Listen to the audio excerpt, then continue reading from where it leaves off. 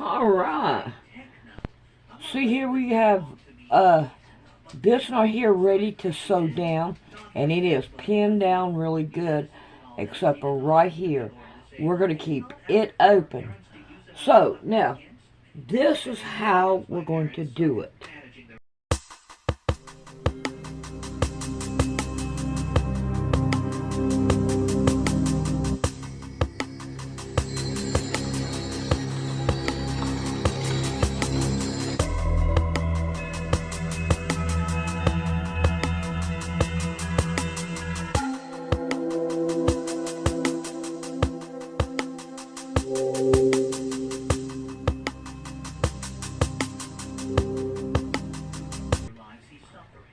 Alright, each one of these pleats is, I can't tell,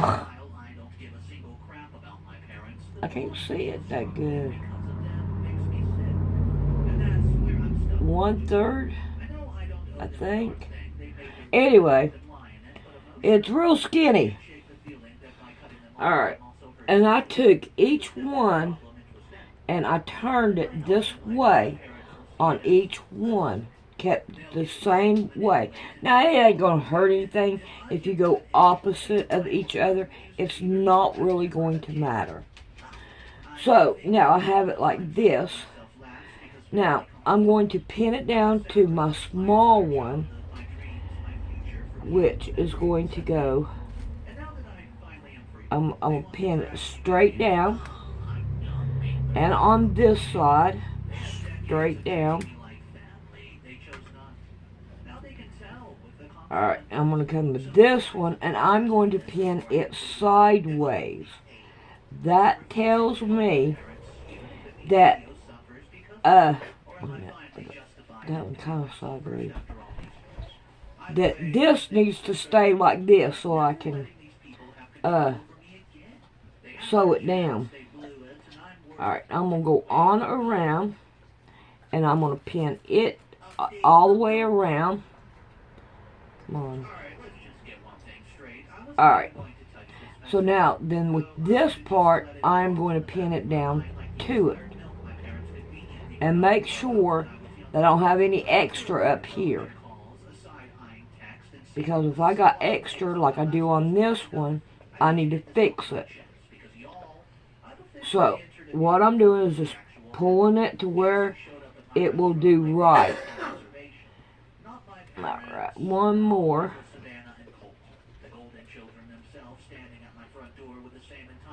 And there we go.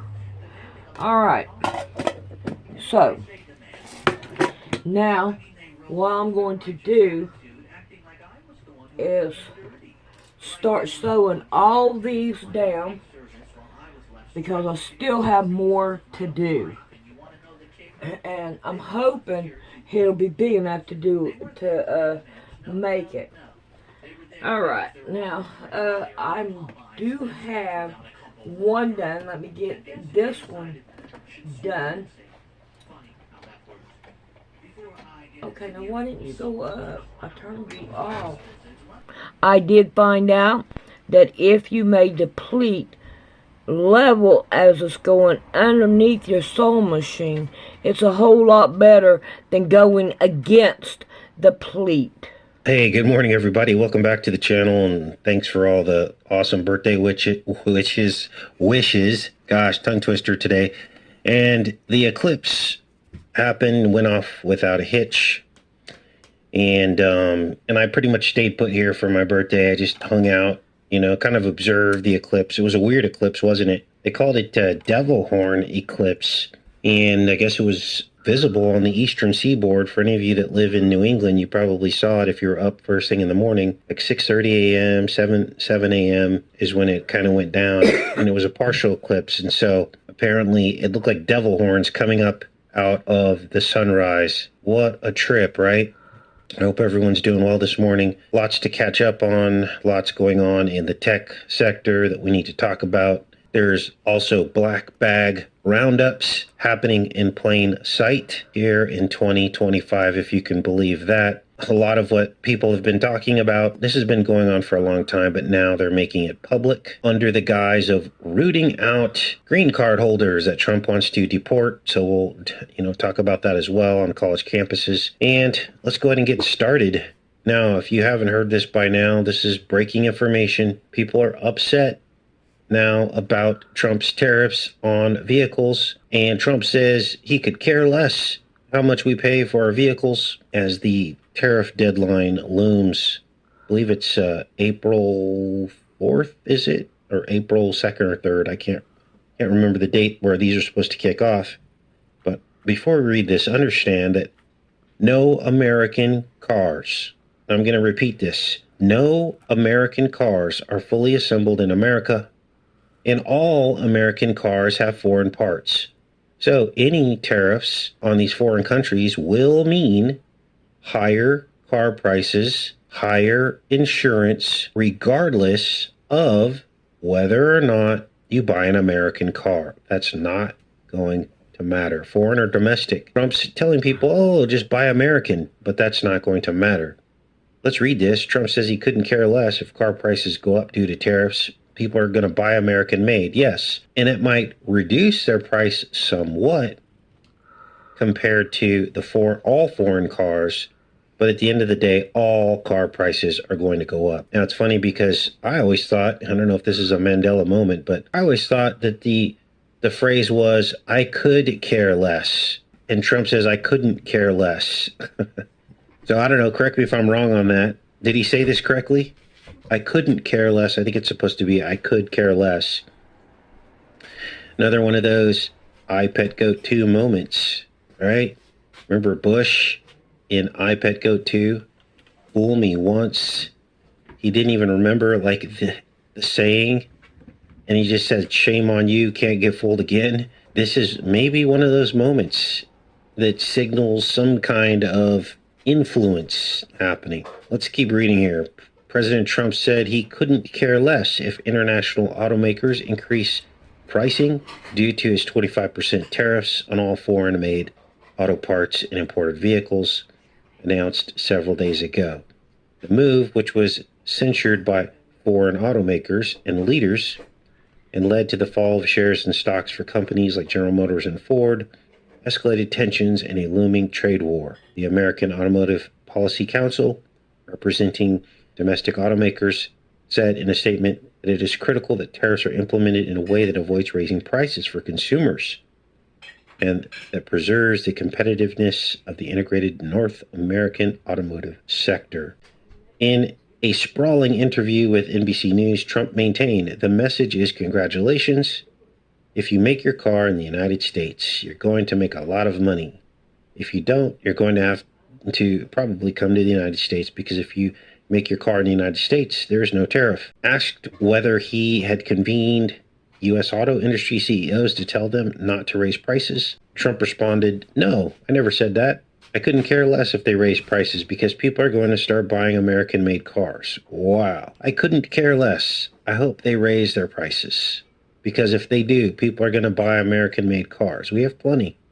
He concluded, no, I couldn't care less because if the prices on foreign cars go up, they're going to buy American cars. It almost sounds like he misunderstood the question. The prices are going to go up on everything. Now, look at these comments. Wow. Now, here's how the right-left paradigm works, okay? Now, all of a sudden, the left is the one criticizing Trump on the tariffs. But they're doing that so that the right defends Trump on the tariffs. You see how this works? So in this case, the right or the left is actually correct about this criticism. But no one's going to believe it because they will die on the hill of Trump, right? They will not ever admit this.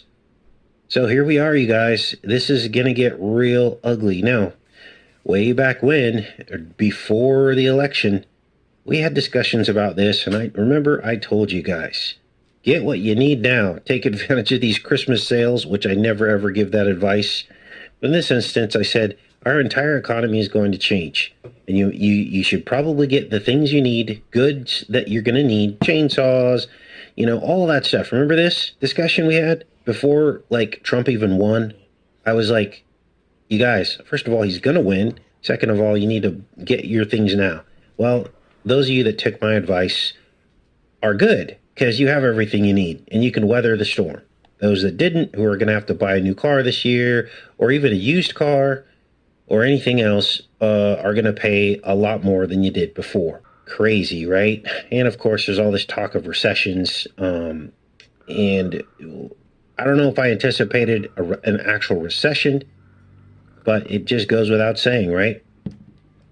Now, here's what else is going on. Trump just went full-blown digital money. On any form of payment that you send to the federal government, used to be you could write a check to the federal government for taxes or anything like that. You could kind of protect the privacy of, it's an illusion, right? Privacy is an illusion now. But you could kind of keep them out of your bank accounts and things like that by simply writing a check. I don't know if they allowed cash. I don't know. I don't think you could have sent cash. A check. I don't know if they allowed cash. I don't know. I don't think you could have sent cash. Conceivably, I guess if you went into one of these offices with cash and paid your taxes, but now all that's gone away. Trump signs executive order to eliminate paper checks for Treasury payments. Everything's going digital now. This is the gradualism of America. Everything's going digital. Now, again, a lot of channels talked about things going digital. But it's like here, you guys. We're one step away.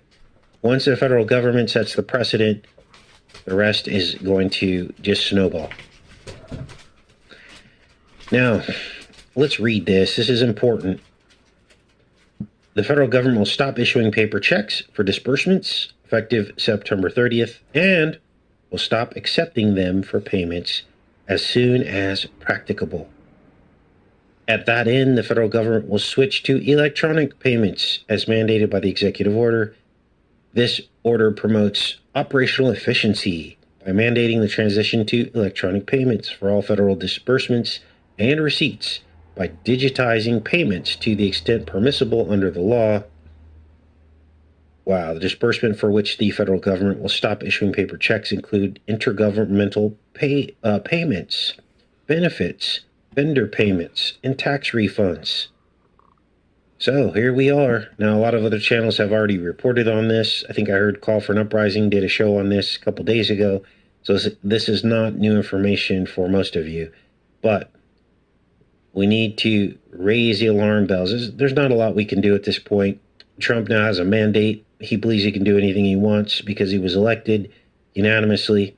And so pretty much at this point in America, we get what we asked for, right? We had a window of opportunity to kind of warn people, but people are so entrenched in the right and left paradigm that they always will pick the lesser of two evils instead of rejecting the entire system and demanding change with their vote instead. Like write in nobody or something. They don't want to lose a contest. And they're so convinced that Democrats bad, Republicans good. Republicans bad, Democrats good. It doesn't matter which side of the shoe you put your foot in this instance, because it's all the same. And until we step out of the game, until we walk off of the chessboard that's controlling our minds and letting these people get away with this stuff, then we're never going to, things will never be solved. Now, here's something else that's been going on for a very long time. Black bag snatch and grabs. Yep, take a look at this. Now, in this instance, the context is this PhD student, masked officers, a whole gang of them, in plain clothes, snatched this lady. They then, essentially they black bagged her, right? They ran her off to 1,500 miles away. She was trying to get a hold. They wouldn't even let her contact her attorney at first because, remember, under Trump's new rule, if you're a green card holder, essentially you're one step away from being designated as a domestic terrorist, and then all your rights go out the window, right? This is the setup. So they could literally do this to a lot of people. Now, in this case, they said, oh, she was accused of siding with Palestine on a college campus. She got grabbed in broad daylight. I think there's actually, let's see if we can, I think there's some video of this. This story is developing. I think she finally got away. Let's take a look here. Let's see what this guy detained if he is still. Let's see. Law is the Department Wolf of Blitzer. Homeland Security relying on in this case? Well, Wolf, we don't know the answer to that exactly, and here's why. If this was a criminal case, and as you said, it's not, but if it was, there would be a public indictment, and that would tell us exactly what law was at issue here. It would tell us exactly what the alleged who, what, when, where of it was. But instead, we are in the immigration context. Now, it appears, based on DHS's public statements, that... Look at this. Now, imagine. Now, let's see if this was on the college campus, but if it was, we all know that there is no concealed carry on college campuses. I think a long way back when some of these shootings happened, basically all college campuses are gun-free zones, if my memory serves me correctly.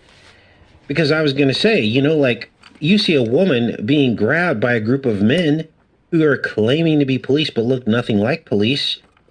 Typically, someone will come to this person's rescue, right? And if they did have a gun, they might brandish that weapon and tell the person, leave her alone. So this whole situation could have got real ugly real quick, couldn't it have? But, you know, these people are smart. And this is why I believe that Trump had this whole college campus executive order first, because he knew that they could grab people and get the public used to being snatched and grabbed without worrying about if someone was going to pull a gun out to defend the person. So this is conditioning, in my opinion. Let's keep watching the story here. There's probably some more information. That they're relying on a 1952 immigration law that gives the Secretary of State very broad discretion to designate a non-citizen, including a visa holder like here, as a potential threat to U.S. national security. They've invoked this law in other similar... I mean, this is insane, you guys. Can you believe this is happening? Now, I'm not telling you that I don't think this woman did anything wrong, because I don't know if she did or not, right? No, it's really hard to tell. She's a Turkish national. But this is... Look at even her name. It's like Ozturk, like the Wizard of Oz. Like we're living in some kind of alternate reality where you can just grab people off the street. She's here legally, but because she's a green card holder, her rights have been suspended. And look at these people who grab her. You know, the true purpose of the reason why they are actually like their identity is concealed is because there would be outrage if people knew the identity of these people. This reminds me of like Star Wars with the stormtroopers. Their identities are concealed so they could carry out these crimes and no one would ever know.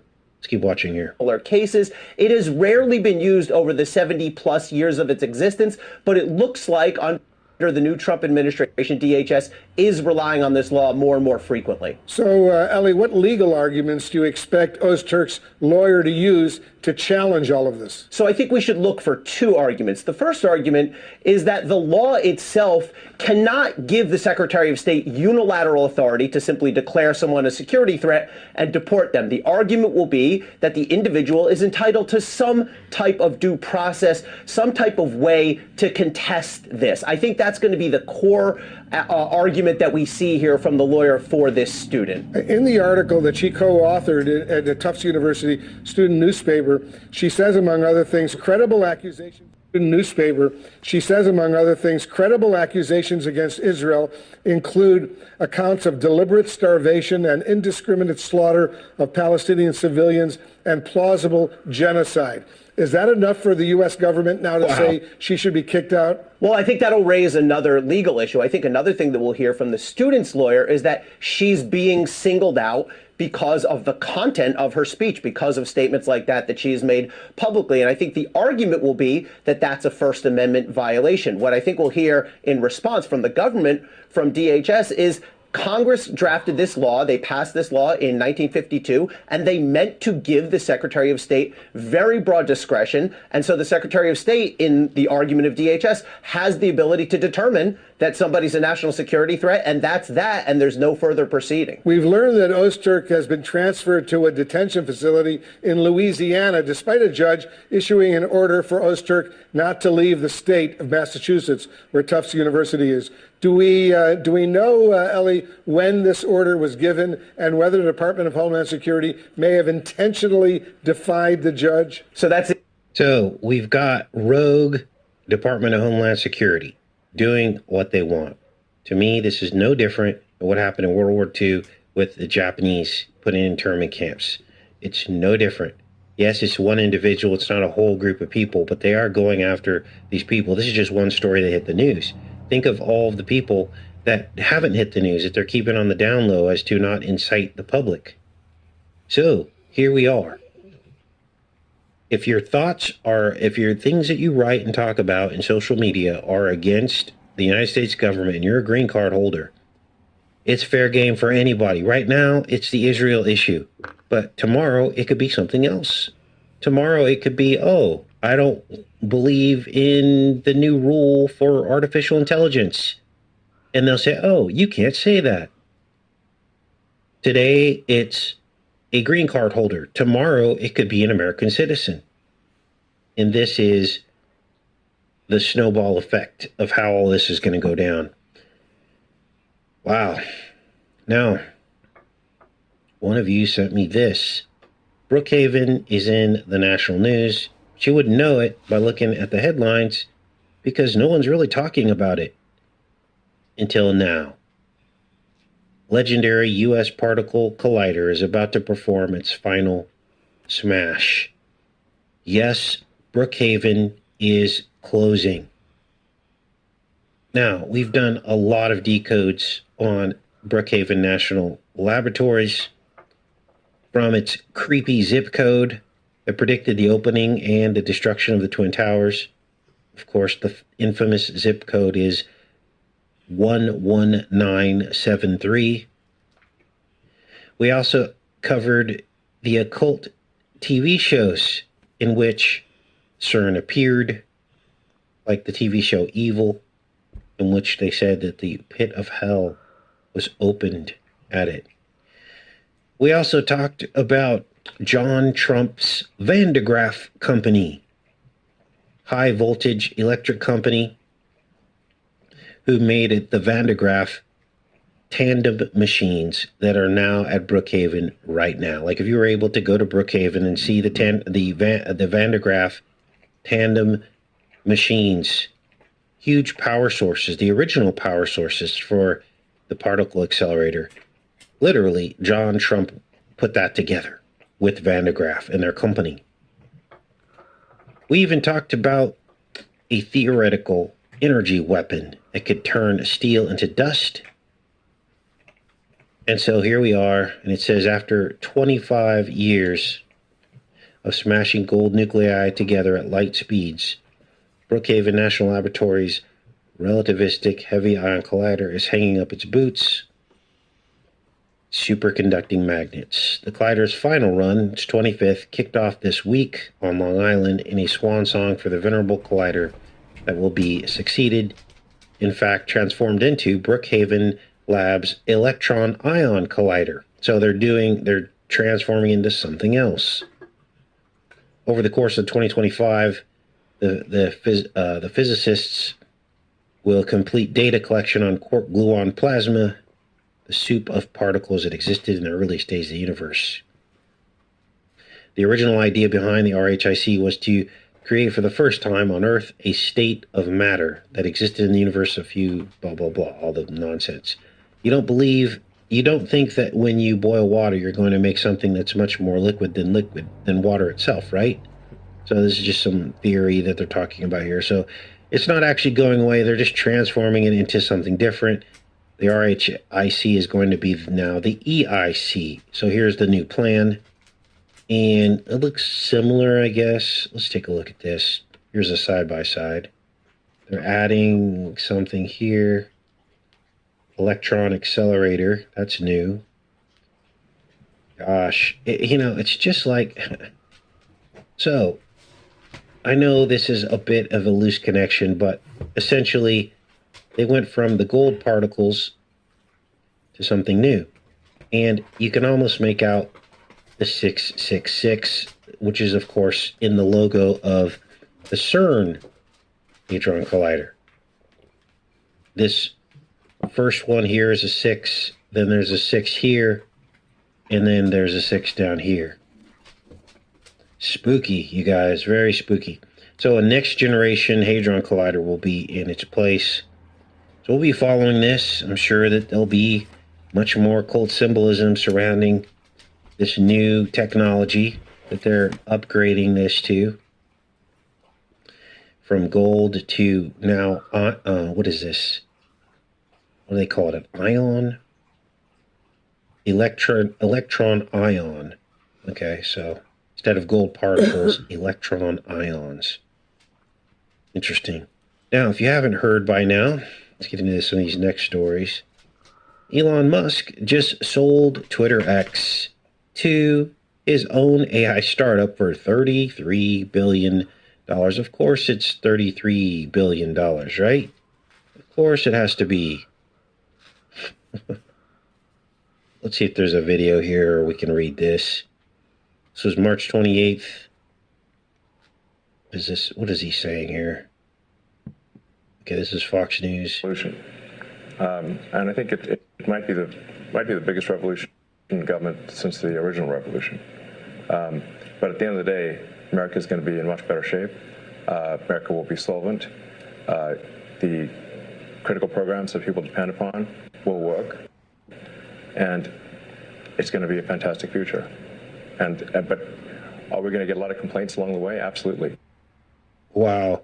So he's just referring to Doge and all the changes. Now, if you're on Facebook, it's insane.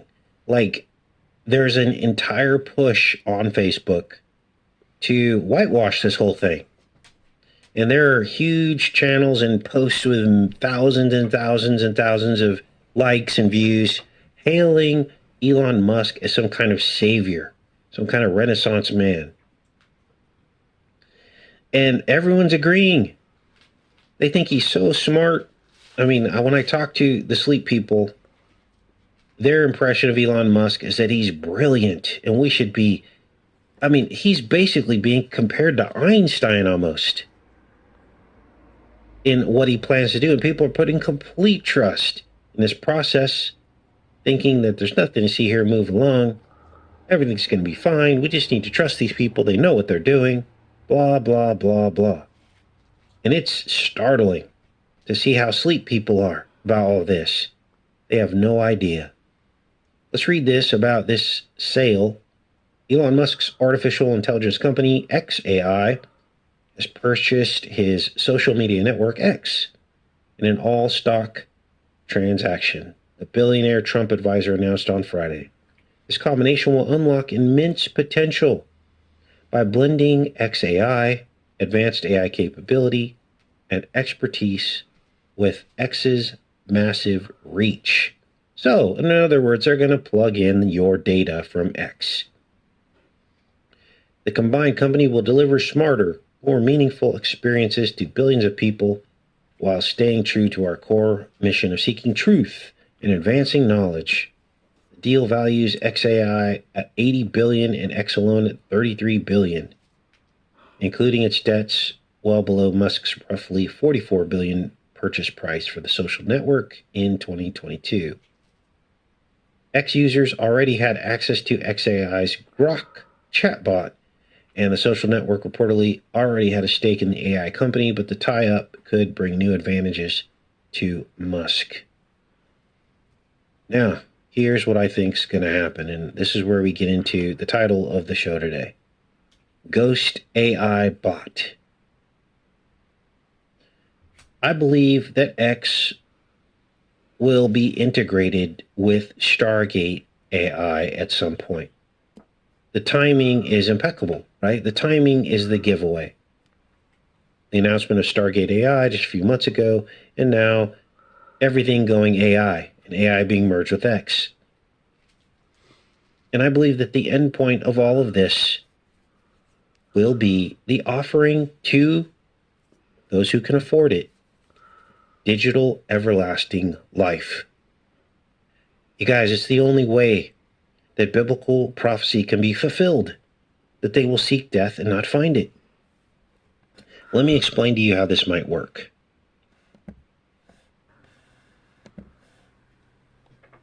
Have you ever stopped to think, why? Has anyone ever asked the question, why is our data so valuable to them? Have you guys ever asked yourself that question? Like really sat down and said, okay, why would a bunch of data be valuable, so valuable to these people? You guys, all the tech billionaires are talking about data mining, data this, data that. Did anyone ever sit down to wonder why? Well, I'm going to explain to you why your data is so valuable, and it has absolutely nothing to do with selling things back to you and getting you to buy stuff. Doesn't have much to do with that. I think I figured it out. Because data, when fed back to you, can seem like reality. In other words, the sum total of all of your data can literally recreate the likeness of you. It can literally recreate a consciousness. Now, the consciousness isn't real. It's a digital twin of you. But it will look identical to you from the standpoint of people from the outside looking in. They won't know if it's you or the digital you. Think about it. Your voice, your image. There are countless pictures. Maybe this is why they pushed the selfie phenomenon, to get every single angle of your face. Your mannerisms, how you age over the years. Everything. A literal digital twin. A couple days ago, we covered a technology that is now out where you can send a static photograph of a dead loved one, and they can literally animate it into real video. Video where there was no video before, and it looks real. It is indistinguishable. And now they only give you a few seconds of it, of them moving around, hugging each other, smiling. But what's to stop them from creating an entire consciousness? And right now, it's just the image of these things. But how long will it be before they add the voice to these reels? And now, you pull up your phone, and it's your loved one talking to you. And you're having a conversation like a chat GPT. And you could talk all day long to your late husband who you were married to for 40 years. Do you see where this is headed? I hope you do. Are you ready for this? How long before they just simply print 3D print skin to put over a robot? The robots that Elon Musk himself is working on. Optimus Prime robots. They 3D print your loved one's skin. They download the voice, mannerisms, all the data from their cell phone, going back to the first time they ever spoke into a cell phone. And then they create a literal twin of you.